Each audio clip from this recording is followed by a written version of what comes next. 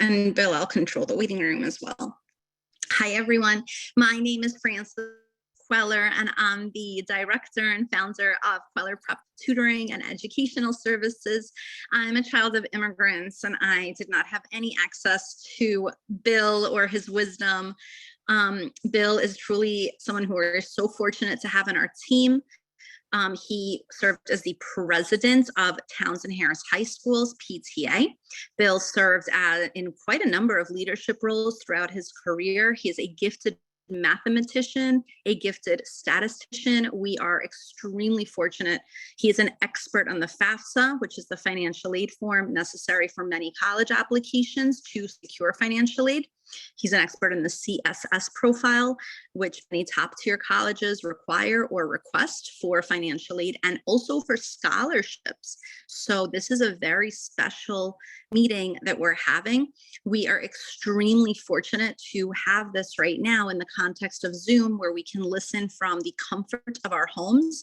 And we also want to say that this is part of a school partnership project where Kweller Prep is partnering. I'm letting a few more into the Zoom with a number of PA organizations to provide this knowledge and the empowerment that comes with such knowledge. So we're really happy and we're very honored to be here. Bill, without further ado, if you could please tell the cohort about yourself and let's take it from here. Thank you, Frances. Welcome, parents and students. Hopefully we have a mix. This is a lot of useful information, though tonight's presentation is geared more to parents because it's the money end of the business, financial aid. So that's an important topic, and it really can't be separated from the context of college admissions. So let me begin just by adding to what Frances was saying about me. So I have 20 years of experience as a college recruiter for the University of Michigan. And part of that role is also talking about financial aid to parents at college fairs, visiting high schools, talking to students one-on-one, giving presentations. And that was actually what part of the motivation of what got me involved with the PTA at Townsend Harris. So I felt that a lot of parents did not really know about the college process. It's very intimidating. And it's so important. There's a lot of pressure.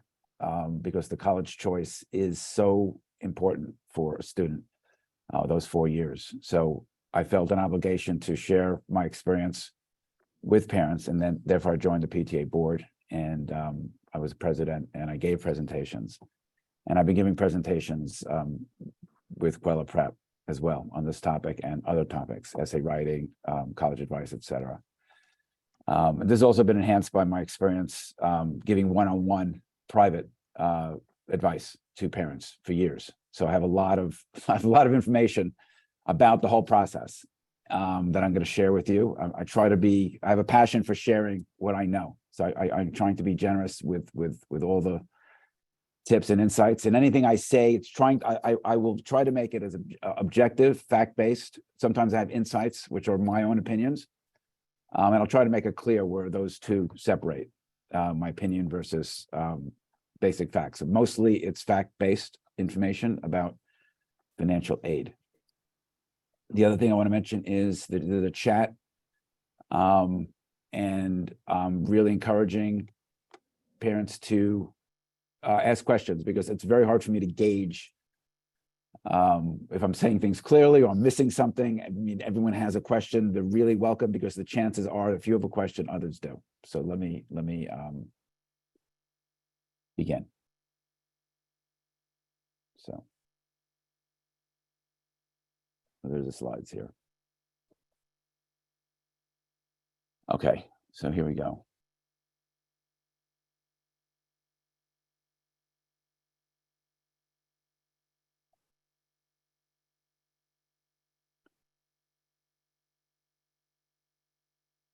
So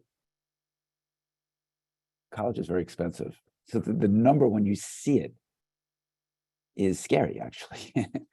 I mean, the private colleges, the selective ones, you're talking $75,000, $80,000, $85,000. That's including, when you talk about the price, you're including everything. So room and board, books, travel, but of course tuition is most of it, about 2/3 at least of the cost of these private colleges is room and board. I have some of the prices up here. Of course, the public universities in state appear at first to be less expensive. So the sticker price, which is the numbers that I'm showing on the screen, are lower for the SUNYs. But as we will learn in this presentation, it's not necessarily less expensive to go to a SUNY or a CUNY because of financial aid. And before I even get into the details of financial aid, I want to share this with you. It's such an important point. It's worth expressing explicitly rather than sort of indirectly. And that is that there's nothing like financial aid in the world of colleges compared to anything that you encounter in daily life, like buying a car, buying a toaster oven. The colleges want to be generous. They really genuinely want to make their college affordable. So they give away money. I can't think of anything in the private sector that does that. So that's an overarching theme in this presentation is how generous financial aid is and how it works for you as a parent. And I also just want to add in my own voice that you are listening to, the message that Bill is sending. This is your chance at age 17 to collect $100,000, $200,000, $85,000. This is a rare moment. You cannot even negotiate these kinds of prices with a house, with a car, with anything in your adult life. And you actually will not have this opportunity ever again, because in graduate school, it's very, it's astronomically different in terms of financially, because at that point you're already an adult. This is really your chance. So please keep that in mind. I just want to ignite this conversation by saying this is your time and this is your prime to get 6 figures in scholarship money during these very, very critical years of your application to college. I'm done. Yep. So thank you. So this is like what Francis is saying. This is like an opportunity where I'm going to share some of the ways to get at that money. And it's not that complicated. The schools, because part of this genuine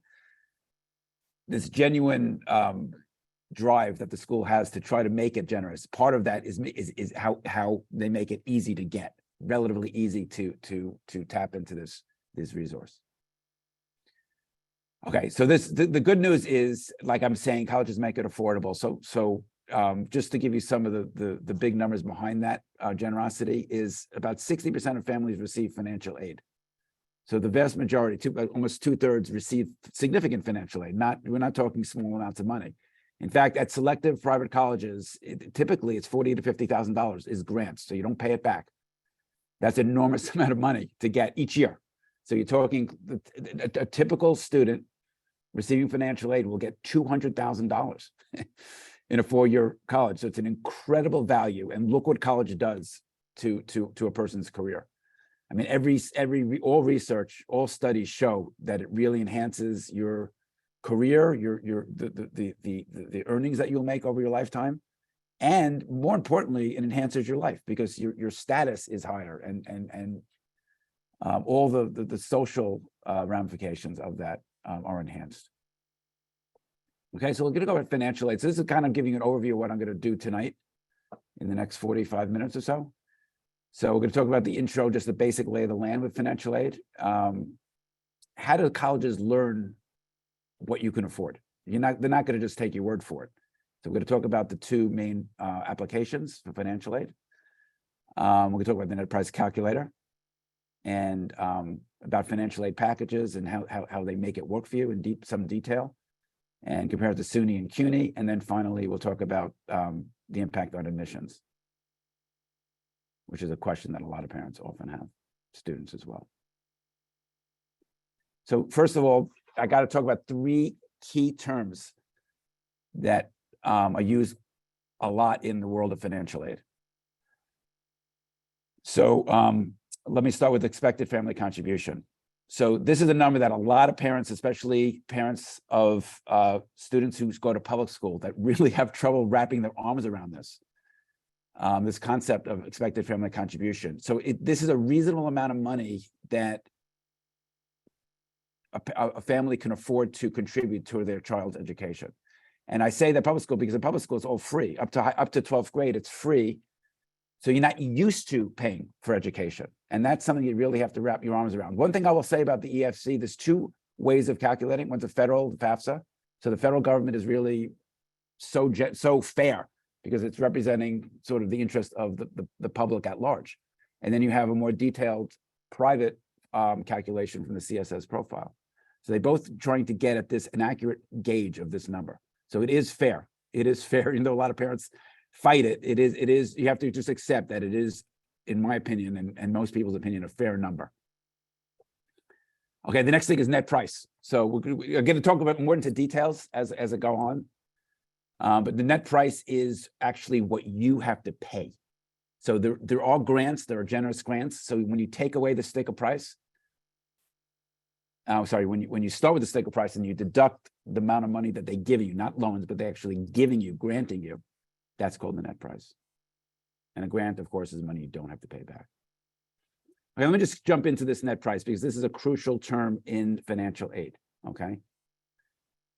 So here's an example. So say the sticker price at a private college is $70,000. So sticker price includes, as you know, room and board, travel, miscellaneous expenses, and of course, tuition. And then based on your financial situation, the college determines that they're going to kick in with government grants and merit aid, $50,000. This is money you don't pay back. So the amount that you have to come up with is $20,000. That's your net price. Net price is actually a legally defined term. So the federal government legally defines it. So colleges cannot tweak it, really, or at least they're not supposed to. So they strictly cannot include loans. The reason why it's legally defined is partly because of the net price calculator, which I'm going to talk about. And Bill, while we're looking at this, can you just define what the net price is and how that's different from a loan? So that we understand just clear definitions of what each is. Exactly. So the net price is like the purest sense is what the family will have to pay for their child's education. So if you get a grant, you're not paying for it. They're giving you the money as a gift. But if it's a loan, that's money you have to pay back. So that's you'll have to come up with that money. So the net price does not include loans. It's what you have to come up with through savings, through your income, through borrowing money, et cetera. This is the actual price you pay for the education. Okay, so sticker price. That's where it all starts. So the sticker price is like the full retail price. So I'm just giving this as an example. So say it's $70,000. Okay, that's what they refer to as the sticker price, the all-in cost. So tuition, room, board, travel, blah, blah, blah. Okay, this is the breakdown, like I'm saying. So usually those are the components. So you can see the biggest one is tuition. Yep. So what we're looking at here are the colleges and the grants and merit aid. So what's the difference between grants and the loan process that we're looking at right now? Right. So that's going to be in part of the financial aid package. So we're going to break down this in a moment, break it down into how the college services that gap. So there's an expected family contribution. So this is a number that's, like I was trying to say, it is a realistic number, and it is the main number that comes out of these kind of annoying financial aid forms that you'll have to fill out. The main purpose of those two forms that we'll talk about in a moment is to trying to get an accurate number of what you truly can afford. So if you can afford a certain amount of money, there's a gap between what you can afford and what the true full cost is. That's a gap. That's what they call the financial aid need, and how the colleges meet that need varies. And that's something that's a topic of importance in this presentation. So let me just talk about the grants again, to Francis's point. So the grants are strictly money that you're gifted. So there's three main sources of the grant.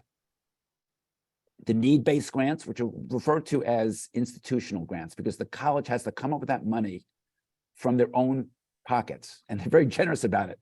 There's a budget, okay? Every college has a budget for need-based grants, because in order to be competitive, every college has to contribute money to get students to come, because many of the best students.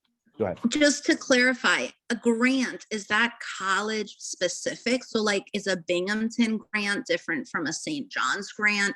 Are they labeled school specific, or are they just general grants? Well, they went in the financial aid package. First of all, the grants vary enormously. That's something that we'll see. So Wesleyan or Binghamton or Cornell, Northeastern will all give you a different amount of money. So that's something that's very important for the burden on the parents to sort this thing out. So at the end of the day, you'll have multiple offers, and then you'll compare the financial aid offers, and that's something we'll talk about towards the end when we're getting to that point. But to answer your question, your point, Francis, the grants differ from each college, and the need-based. So there's these three components. The need-based grants comes from the institution itself, but then also the federal government kicks in money. The state government kicks in money, depending upon the specific house, the family financial situation, and you also have merit-based grants. So we could talk about that also. So yeah, just kind of laying out the big picture here. Yeah, there might be questions. Any questions so far? We're just getting into it. Right. A lot of the questions will be answered, hopefully, as we go forward. There's a lot of details here. I'm trying to come away with this with kind of just like an overview. I'm not trying to answer everything here. So that's the big question. So every single college starts with this idea. They start with, how do we know your financial situation? How do we calculate what you can afford? I mean, it's the most important question. They want to make it affordable. That's why I started off this session with that question, with that point, that colleges want to be generous. They do. They want to make it affordable for everybody. Okay, so I spoke about this. So there are two financial aid forms that you'll need to fill out. They're both geared to determining what you truly can afford to pay, the EFC. Okay, so we're going to get into little details here. So FAFSA, you've all heard of that. That's the most famous form.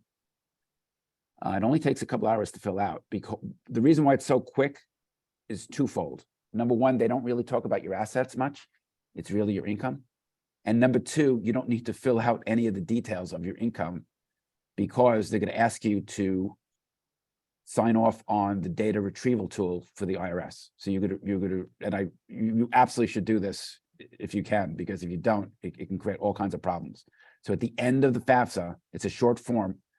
They're going to ask you to allow the FAFSA to upload your previous year's 1040 form. So for this year, if your child was a senior this year, you're going for the previous year. So it's 2021. They do not ask about 2022, the current year, in the FAFSA. They do in the CSS. All right, then the CSS profile is a private form. Public universities generally do not require it. Like Binghamton does, SUNY does not require this, for example. Most of the private colleges, not all, like St. John's does not, Adelphi, FAFSA do not require this. Most of these private colleges do, and it's much more detailed. So this is going to take a long time to fill out. So they ask a lot about assets and the details of your working life, and more history about that stuff. If you have a second home, if you have a first home, you own it, they want more details about that. All right, so let's talk about this kind of the financial aid package. I made reference to this before. So again, you start with the cost of attendance on the left, and then the FAFSA and the CSS will generate the expected family contribution. Now, one thing I want to talk about this number here, the FAFSA is the same because it's the federal government is calculating it. So that number is the same no matter where you apply to college. On the other hand, the CSS will be different. It shouldn't deviate too much from the FAFSA, but the CSS is data that you put in, and then each college is fed that data, and they have a back-end algorithm, and they have their own criteria. So they calculate a little bit differently. And we're going to talk about that more. I have a slide that points out how the differences are. But the biggest point of this slide is on the dark blue. So that's the gap. That's the financial need, is the blue. And that's where the colleges put together this financial aid package. So the package is a So- mix. Yeah, go ahead. So just to confirm what I'm understanding. So right now it's January 2023. Let's pretend I have an 11th grader and my 11th grader next year, a school year is applying. So that'll be September 2023. We apply. FAFSA opens October 2023. That's correct, right, Bill? Is that accurate? That's accurate. So now it's October 2023. And then on the FAFSA, they have the IRS retrieval tool.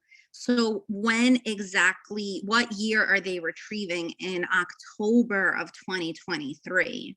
Right, not the year that you're filling this out. It's the previous year. So in other words, it's the year that you will have filed the 1040. So the 1040 is not due until April 15th.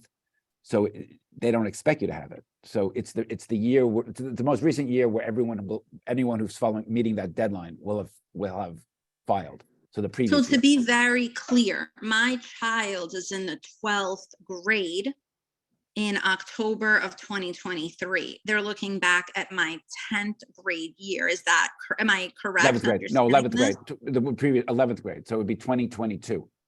In 2023. So they're looking at my 2022, and that's what the IRS retrieval will get from the FAFSA. That's correct. Got it.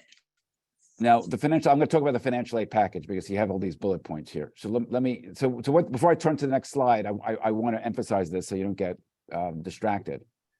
The biggest difference between the quality, the generosity of financial aid, because the generosity does vary. That's one of the biggest takeaways of this presentation, is how the financial aid package differs by how selective the college is.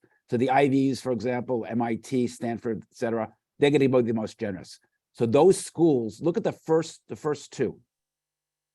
That's where those elite schools are going to have all of their nearly all of their financial aid is going to be in grants. They don't do loans. So there are about 25 colleges, 30 colleges that do not allow loans. Flat statement. They will not give you a loan. It's against the policy. So if you need X dollars in your financial aid college, they will give you X as a grant. There are no loans involved. So that's the most generous. Of course, it's the hardest to get because those are the most selective schools. But the reason why that works is because they have the most money. So the Ivies, Princeton, Columbia, Cornell, et cetera, they have the most money. All right, let me go on. So actually, this is the FAFSA. I'm going to share this with you. So this is some tips. Let me copy this and put it in the chat for you. This is just FAFSA tips. Okay. So something while you're doing that I misunderstood, because I did not have a Bill Rettig in my teenage life, and I definitely did not have this moment as I was navigating, and my parents, who are immigrants, did not have this experience at all where someone was educating, and we definitely didn't have Zoom. So I'm very grateful for so many stars aligning at this moment. What I want to just understand is, if I'm understanding everything correctly, what you're basically saying is that a state college can sometimes cost more money than a private college. So like Binghamton can cost more money than like Harvard, Princeton, or Yale. Is that what I'm understanding? Because I did not understand that as I was in my teenage years figuring the system out. That's correct. It depends on your financial situation. Remarkably, the SUNY, that's one of the great misconceptions, is that it's not necessarily cheaper to go to a SUNY. That's correct, Francis. Look, so basically, the FAFSA, Penn State versus like UPenn. So basically what you're saying is UPenn and Ivy League could wind up being cheaper. Like, is that what I'm gathering from this?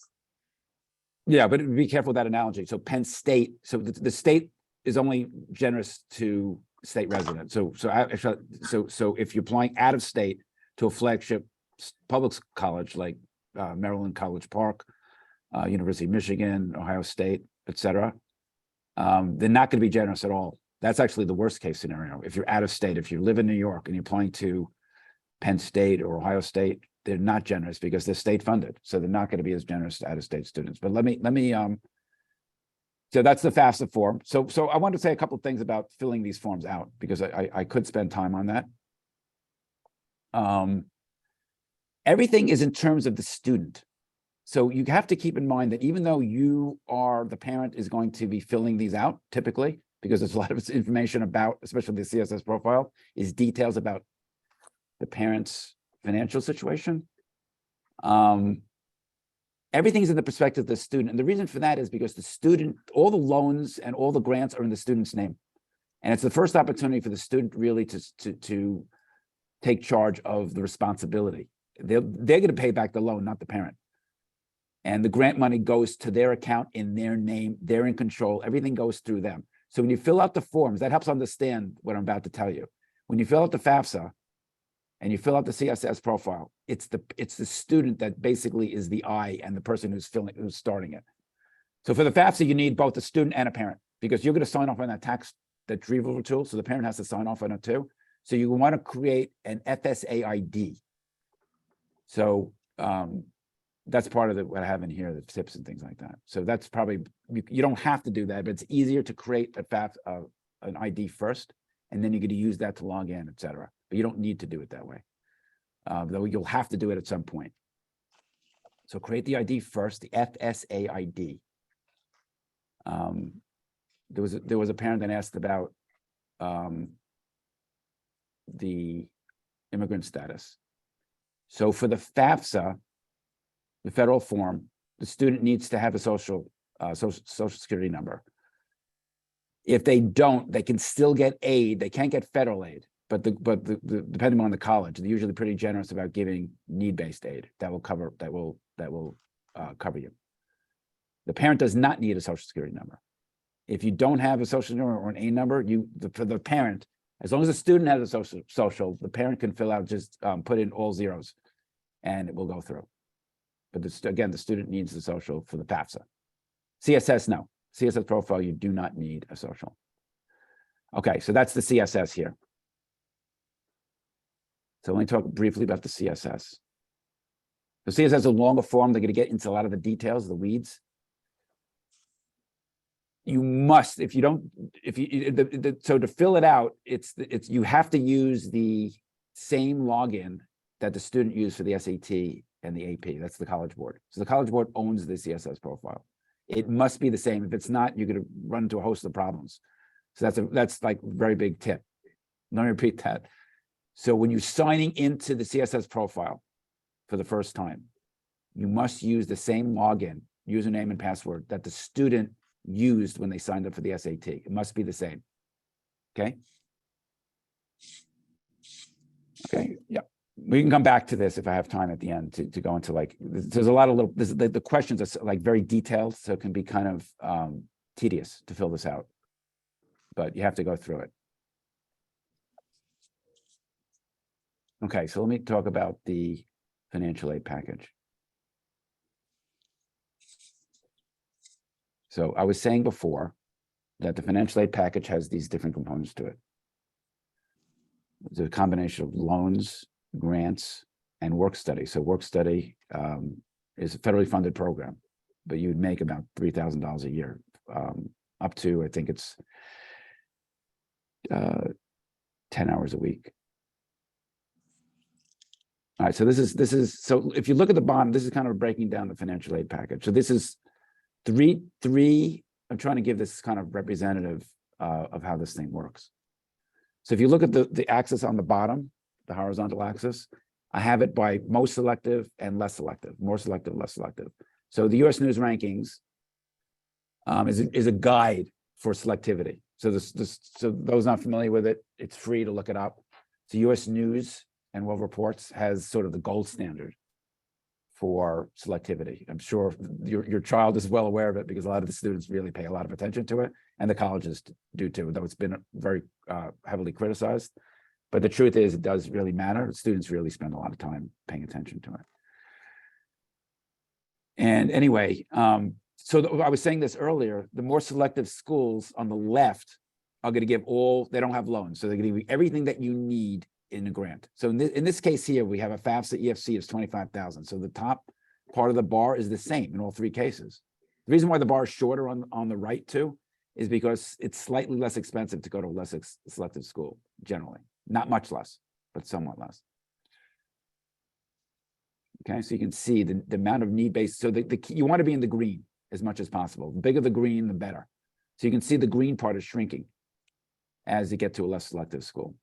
So you could have to basically come up with more money. The loan is the red. The merit grant is based on how strong the applicant is compared to the rest of the applicant pool. So if they really want to lure you away, an example I use is I have a particular client who was accepted to Cornell and Northeastern. Now, Northeastern, they have this, what they call an enrollment office. Colleges have these dedicated staff that's kind of, they're determining like the merit grants. And what they do is they have their own statistical model, which kind of estimates where that student is going to get in the other school. So they have to make themselves competitive. So if they really want to draw that student away from Cornell, in the case of Northeastern, they will offer more aid than Cornell will offer, because Cornell doesn't allow loans. So they can sweeten their, or merit grants, neither loans nor merit money. They might limit their loans to federal loans, which are very small, like 5,000. But they cannot give merit grants. So the elite schools, like the top 30, will not give merit. Top 30, top 40 schools will not give merit grants, according to the U.S. News rankings. So the merit grant can be used to induce a student to sweeten their offer to make it more likely that they'll choose a Northeastern in this case.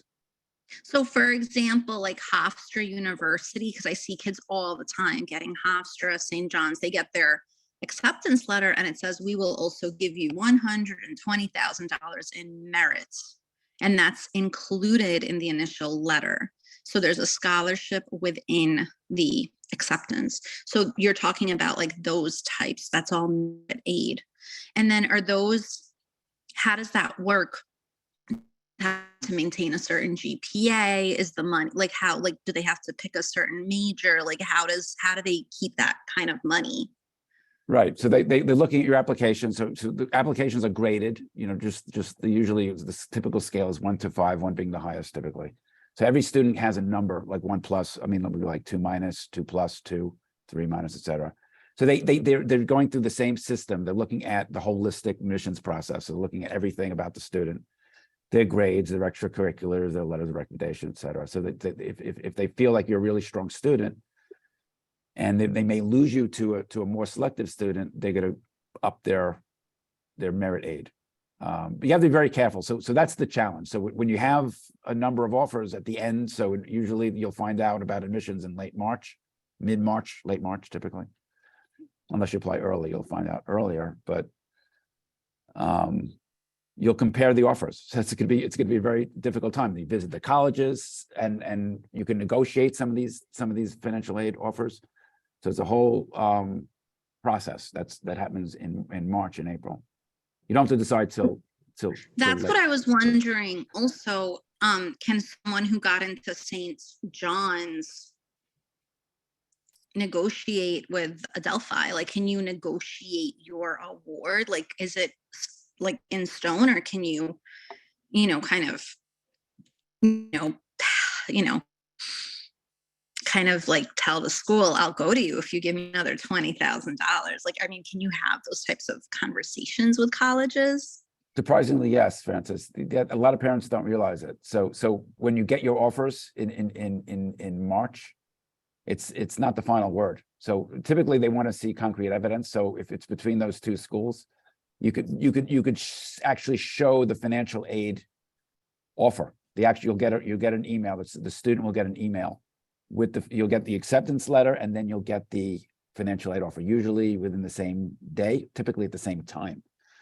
And if it's less, you can ask the college, you commit to them. If you match this offer, I will go. And they often will, or they'll change the offer. And also the other thing, I just want to add this one thing, because I don't want to forget this, that there could be a special circumstance that occurred during the year, lost a job, something unique happened. They will listen to you. Colleges are great on the telephone. Call them up and have a conversation. Sorry, Francis. So I have students who are very confident and they want to apply to the best schools, and they don't want to apply to St. John's because it's in their backyard and they pass by it every single day on their way to Kweller or on their way to high school. So just strategically, are you saying they should apply to St. John's, get a scholarship award letter, and then show that scholarship award to a higher tier or similar tiered school and renegotiate aid? Yep, exactly. That's exactly what I would recommend. Yep. So that it is flexible. So just take some quick questions here. So when do you fill these out? So it could be as early as the date that the application is due. So if your application is due January, say 5th, many of them, especially the really selective schools, the financial aid is due that day. It won't be due before the application is due. Never. It's never due before the application is due, but it could be done afterwards. So check the website. It's on the Common App too. It'll give you the dates on the Common App, and go to the website. So you should keep a spreadsheet with all the colleges that your student is applying to. Check that website and then put all the dates when it's due. So you don't make any mistakes. Okay. So yeah. So does everyone get the need based, or is it based on income? So again, the EFC, the expected family contribution, is based on income and assets and all the things in the CSS profile. So job situation, your investments, second home. Yeah, they ask all those questions. Okay. List merit aid. Yeah, so that's really talking about, like, that's one thing I'm going to talk about here. So let me just go back to this. Oops. So let me go back here. So anyway, let me talk about this for a minute. So this is something that you should consult this. So this is correlating to generosity of financial aid. So this link here. So if you just want the link, I'll just put this in here. Bill, can you make it larger just so everyone can see the universities and liberal arts colleges? Let me send this so I don't forget. This is the U.S. News ranking. So this is the main advantage of this, is it really giving you a sense of the selectivity, but I'm trying to emphasize how it's so highly correlated. The more selective, the more generous. So this is something that's very important for in the financial aid conversation. So this I don't think I can make it bigger. I think this is I'm on the well, this detail here. These are just like Princeton, Harvard. These are the usual. Yeah, I can actually read it. Good. Yeah. Princeton. So in terms of schools that get the most aid, I'm looking at Princeton, Harvard. So am I correctly looking at this? Columbia is number 3, Massachusetts, MIT. So these schools are extremely expensive. So what you're saying is these same schools that are extremely expensive are the ones giving major aid out. Yeah. Let me show you here, because let me jump ahead here. So you have to go, since you're asking that question. Yeah, but there's a lot actually in here about that, where you just exactly what you're saying. Let me just jump to this slide. So Princeton is like the gold standard. I mean, the Ivies, the top Ivies, even within the Ivies, there's a difference. I mean, Cornell's less generous than Princeton. Princeton is number 1 for a reason. One of the reasons is that they're very generous. So you can see this. It's incredible. You can make $250,000 a year in income, assuming typical assets associated with that income, which is, you could own a home typically. They're going to give you almost $40,000 in an annual grant. That's amazing.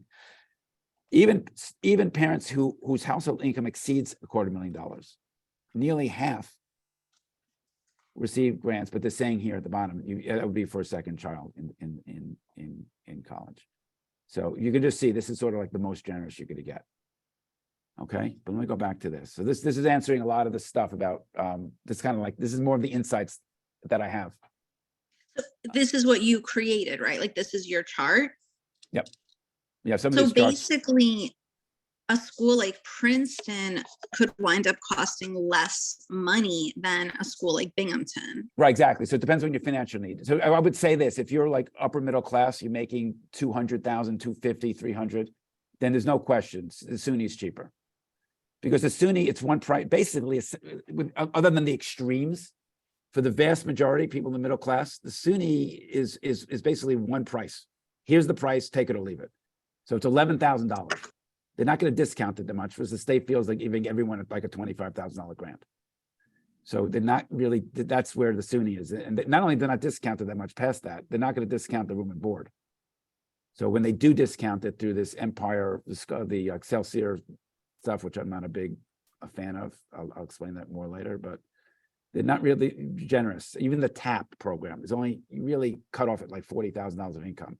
So if you're in the middle class, you're making 60, 70, 100, 250, you're not going to get much from the SUNYs. So yes, in that case, it's cheaper to go to a private college. Oh, let me go back here. So this is the generosity of financial need. So I was talking about this before when I talked about the this guy here, the green. The slide I'm showing you here is a reflection of that. See the green here. The need-based, down in need-based aid. The need-based aid, that's the gold standard. That's what you want, need-based aid. So the more selective schools, this curve here is representing the percent of your financial need that is covered by that gold standard, that grant, to just give it to you. No loans, just give it to you. And you can see the percentage drops down. Let me go here. I did that. What he's doing here. Okay.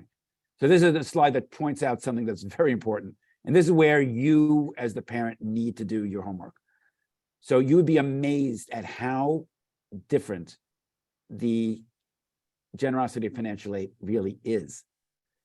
So this makes the decision at the end of the day, back in March and April, when you have to decide which college to choose, you're going to have to deal with these numbers because you have to weigh off prestige versus price for some schools. So this is, the example here is 90,000 in income with limited assets. This is supposed to be 100,000, not 100. Stick it in right there. All right. So you can see the differences right there. It runs the gamut. I talked about Princeton. All right, let me talk about need blind versus need aware. So this is a big question. The next two slides talk about this touchy subject. It's a very touchy subject, actually, among colleges. Colleges generally hate the idea that they're limited in the budget. So if you're an admissions officer, you really want to be at one of these elite schools like the Ivies because they are need blind, which is sort of the gold standard. So need blind means that they do not consider your financial need in making the admissions decision.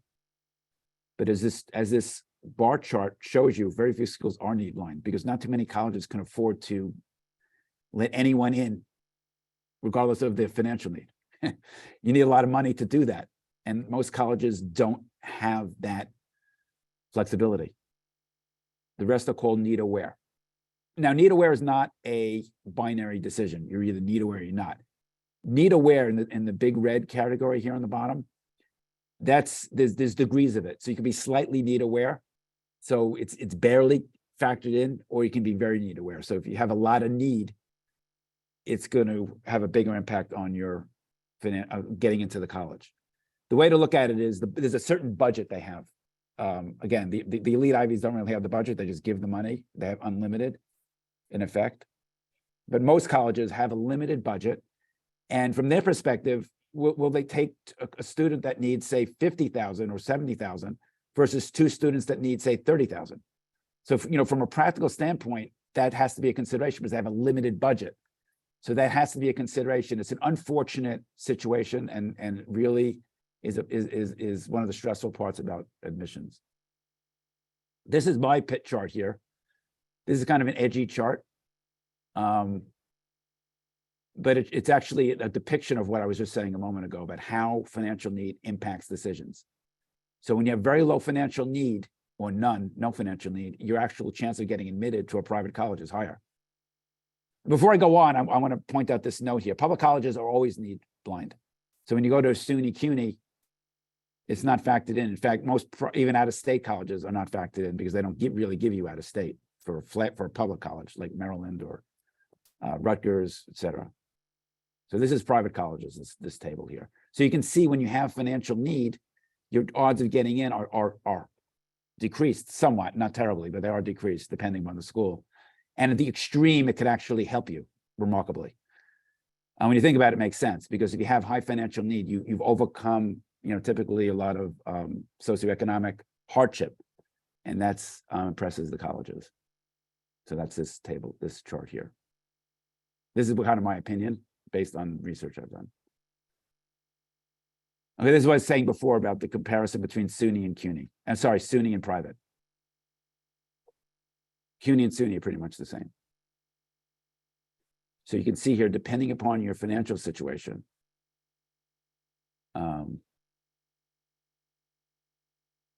you may need, they could be actually less pricey, but you can see it doesn't vary that much. You see the dotted line here, that's the price for the SUNY. The full price is about 30,000, 28,000. So you can see it doesn't deviate that much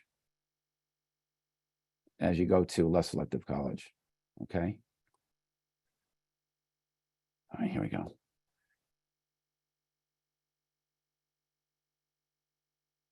Okay, so the next thing is, can you find out how much money you're going to get before you apply? And if you're not aware of this tool, this is one of the biggest takeaways from this presentation. The answer is absolutely yes, you can find out. The colleges don't want you to know, but they were forced to do it. So in the 1980s, I think 1983, the federal government required by law that every college must have a net price calculator on their website. So we talked about the net price before. So that's that legally defined term. So we're going to talk about the net price calculator. It's something that you're going to definitely want to see. Okay, so when you go to the college, your favorite college, you can type in the net price calculator in the search box, and it will come up 100% of the time. Or you can search for it because it's kind of good, kind of cool to learn a little about the college as you go through it. So you're going to go through admissions and then financial aid. Here, let me show you. Some colleges actually bury it, so they're not really, for whatever reason, you could take away what you want from that situation. But some schools do bury it here. So let me go back there. So if you go to Northeastern, for example. Now you could type it in right away, which I'll do that. Or you could go to, Northeastern actually is one of these schools that buries it. So.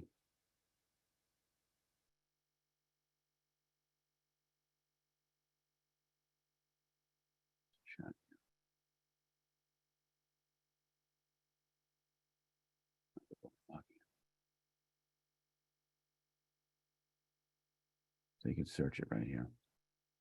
So I would type in net price calculator.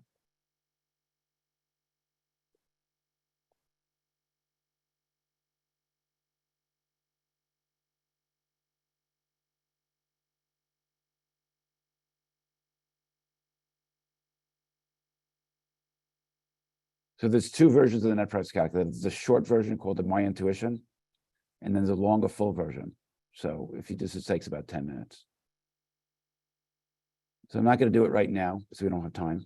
But again, it's about 10 or 15 minutes. You would fill it out. Basic questions. This is from the student's perspective. So yes, you're talking about the child. Yeah. Okay.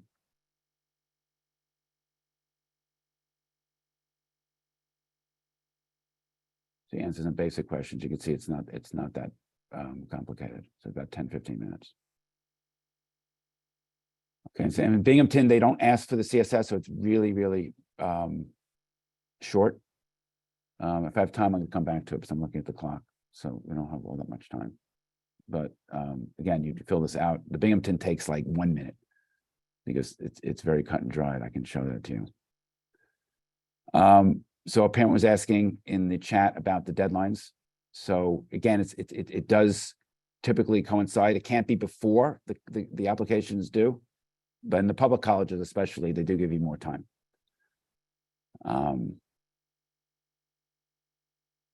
Yeah. By the way, when you fill out the FAFSA, they're going to ask you about the TAP at the end, Tuition Assistance Program. That's the state government grant program. So it's connected to the FAFSA. If you missed it for some reason, you can just go to you can Google TAP, New York State TAP program. Okay. So I'm going to talk about loans a little bit. So the federal government, there are different loan programs. The most generous is the federal program, so-called Stafford loans. So the Stafford loans come in two flavors. If you want to look at first year, the number on the bottom is the more generous one. So it's what they call quote unquote subsidized loans, means they pay the interest while you're in college and for 6 months after you graduate. The direct, it's called direct because it goes directly to the student or the college, and the college will kick in the money to the student if there's anything left over from the money you owe for the tuition. Typically, the loan is actually part of the financial aid package, very typically, unless you go to like Princeton. You know, that's very common to put that loan in. So it's part of the financial aid package. The first thing they do is get these federal government loans. So the loan would go to the college. The student wouldn't see the money, though it's in their name and they'll have to pay it back. The unsubsidized loan is actually subsidized, but the interest rate is actually low, but they don't subsidize the interest. So you have the interest accrues while you're in college, but it's very small. It's like 3%. Okay, and you have other sources. So there's a plus loan program. So that's also guaranteed by the federal government, though the interest rate is high, but it's not like ridiculously high. I think it's right now, it's like 8%. So you can actually take out money up to the amount of the cost of attendance. So you could always get a loan. That's a guarantee. You always get a loan, a plus loan, federal loan. It's still a federal loan. It's not subsidized, but it's a federal loan. There's work study. You're not going to seldom going to need, private scholarships are available also. That's a whole nother thing. Usually they're very small and it's a lot of work. You have to usually write an essay or things like that. And the 529 is always encouraged because it's a huge tax advantage. The interest earned is tax-free if you use it for a qualified tuition expense. So there's a lot of information I'm throwing at you. In fact, I'm going to share this document with you right here. So this document, this is like the cheat sheet. So the actual document that I'm going to share with you looks like this. It has some good stuff on the bottom, like some of the tips and websites that you can use. So let me share that with you. It's a PDF. This is a cheat sheet. Let me share that here. So, financial aid cheat sheet. I hope you get that. And it's in the chat. So that's a useful document.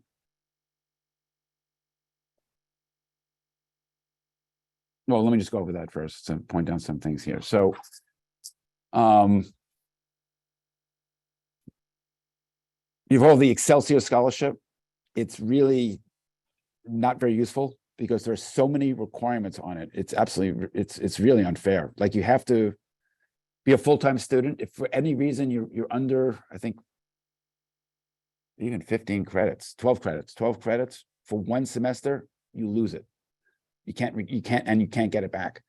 You have to live in the state, I think, for 4 years. If you go out of state for a job, even for 6 months, you have to pay the full thing back. So there's so many requirements, so it's very hard to actually get the grant. And the grant isn't even that much. You're talking about $5,000. The TAP is much more straightforward, but it has a very low income level. It's usually under 50,000 to get anything more than $500. The most of the action here is the very bottom. So the private grants. So when you're going to a private college, nearly all your money is going to be a private grant. So private meaning institutional grant. The Pell grants are also relatively small. You see here, it's up to $6,000. So let me see if there's a question there about that. The cheat sheet was shared. How do they figure assets into the picture? So the FAFSA does not factor in assets, but the CSS does. And how they factor it in is differs from each college. We'll factor it in differently. Usually they will give you like an exemption. Like typical plan will give you like a certain amount is exempt, like the first 200,000. And if you have like like a Schwab account where you have mutual funds and bonds, et cetera. 529, by the way, is not treated separately. That's lumped in. If the parent has, by the way, if a grandparent does the FAFSA, I'm sorry, if the grandparent does the 529, the grandparent of the student, it's not counted at all, zero. If the parent does it, it's treated as if it's just a regular like mutual fund, so it's treated. It is factored in, but obviously it's only a fraction of it. If it's in the student's name, then it's really, you better switch it out because the student is expected to pay nearly all of it right off the bat. So it would really have a very large impact on the financial aid. So you definitely don't want it in the student's name. Ideally, it would be in a grandparent's name. Ideally, the FAFSA. I'm sorry, I keep showing about the 529. Should be in the grandparent's name or the parent's name. Grandparent would be ideal.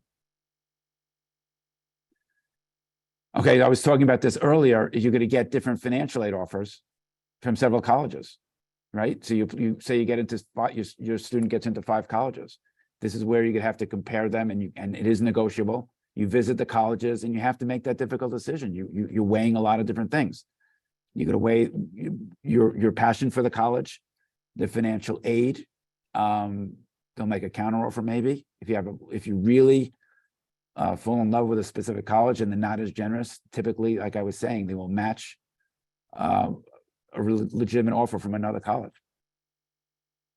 And then lastly, I'm wrapping up right now. Public colleges outside of New York. So there are a lot of great colleges outside of New York State, public colleges I'm talking about, so-called flagship colleges, the usual suspects. I've listed just a few here. Many of these top colleges do take a sizable percent of students from out of state. So Michigan, for example, is 40% out of state. UVA is 33%. Delaware is not on this list. They're very, this actually has one of the highest percentages. I think it's like 60%. Delaware is a very small state. So 60% are out of state.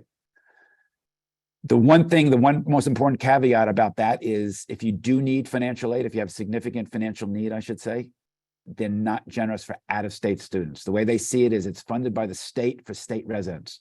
They will allow out-of-state students to enter to make it more competitive because, of course, from their perspective, from an admissions point of view, the strongest students come from the whole country. When you're dealing with the whole country, all 50 states, you're more likely to get a stronger applicant pool than just limiting it to the state. So they do welcome students to apply, but they're going to give you very limited aid.